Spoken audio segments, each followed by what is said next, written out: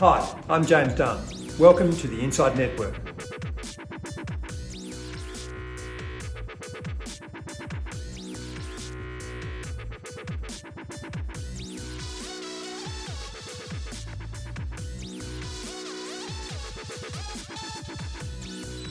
Welcome to INDepth, where joining me today to discuss the ever-changing investment environment of 2023 is Fiona Ker, Investment Manager at Ruffer in London. Welcome, Fiona. Thank you for having me. A great pleasure to have you here. Let's go in depth. Do you see a soft landing for the US economy in 2023 and room for the long-awaited Fed pivot? I have to say no. I would almost go as far as to say that those two things feel mutually exclusive. I don't think that the Federal Reserve or other central banks across the world are in the habit of cutting interest rates because everything's okay. History will tell us that Fed cuts come when things get bad, if something breaks. And therefore, I think that it's unlikely that we'll see rates lower this year. And I think markets have some adjustment to do to get there. Do you think we'll see a year like 2022 again in terms of the sheer pace of interest rate rises? I think the quantum of change is unlikely to be as big as it was last year. When you think we came into 2022, interest rates in the US were 0, and we ended the year with them well above 4%. I don't think that we'll get that magnitude of change again this year, but what we might get is an expectations shock, because I think a lot of people are starting 2023 thinking that it's all over and we're going back to the way things were, and I would challenge that assumption. I think that we're not yet comfortable at where the peak in rates will be, and it could be higher. What does Ruffer see as potentially the best performing asset class in 2023? I think commodities are going to play a really exciting role through 2023, and in particular oil and copper are where we're looking at the moment. When you think about the positive impulse for nominal growth from China reopening the economy and that pent-up demand, when you pair that with a supply landscape that's not significantly increased, I think that's a pretty bullish outlook for commodities.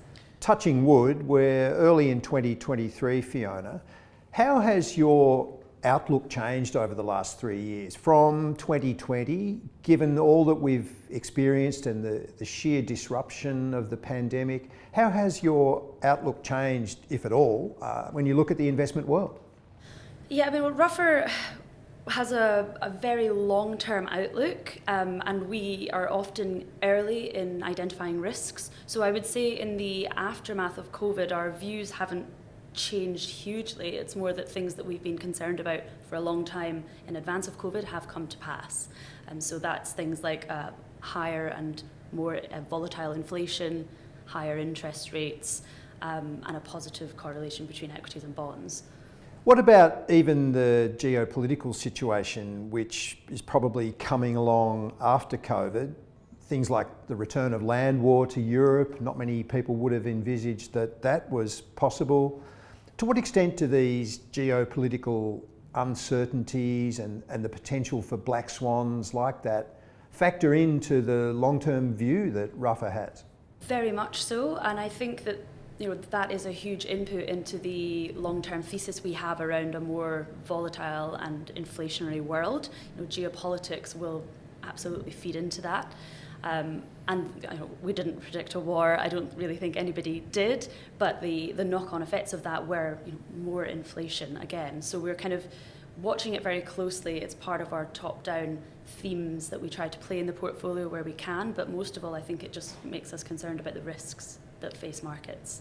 Do you spend a lot of time wargaming those kind of potential scenarios and imagining what if? So at Ruffer, asking what if we are wrong is 50% of what we do. It's 50% of our efforts, so absolutely yes. But I think there's also has to be an acknowledgement of where you can have no edge. If there's a situation where it's going to go one way or another and you can't know, we ideally like to remove our exposure to that as far as possible. So it's about avoiding risks where you can't have an edge on the outcome. Everything I've read about Ruffer and the people to whom I've spoken who are from Ruffer, I find it fascinating. If you step back and look at the house style, how much is art and how much is science? It's a really good question, and I would lean on the side of art. It's a balance. But we're definitely a qualitatively led institution, and one where judgment and ability to think creatively is valued. And another, to draw a comparison with kind of other strategies and with the way the world is going in terms of everything needs to be quantified and we want to have the number and the metric to hand, it's important to be able to think outside the box, because the future is not necessarily going to look like the past, and being able to consider what if equities and bonds were no longer negatively correlated, for example. There's huge value in being able to do that. I asked you before what will be the best performing asset class of 2023, but on the flip side, what's the asset class that gives Ruffer most concern this year, even to the point of avoiding it? That's easy. I would say it's corporate credit for us. So that's something that we do not hold in the portfolio at all, and even go so far as to hold credit default swaps. So we're positioned to actively benefit from any distress in the corporate credit market. And there's kind of two reasons for that. I think one is pricing. With reflecting a risk-free rate of nearing 5%, we just don't think you're getting the yield to compensate you for taking the risk of lending to corporates. And then secondly, there's a liquidity element as well. There's so many products available to investors these days offering daily liquidity with access to corporate bonds. And the reality is that the underlying assets are not that liquid, and that makes us really concerned.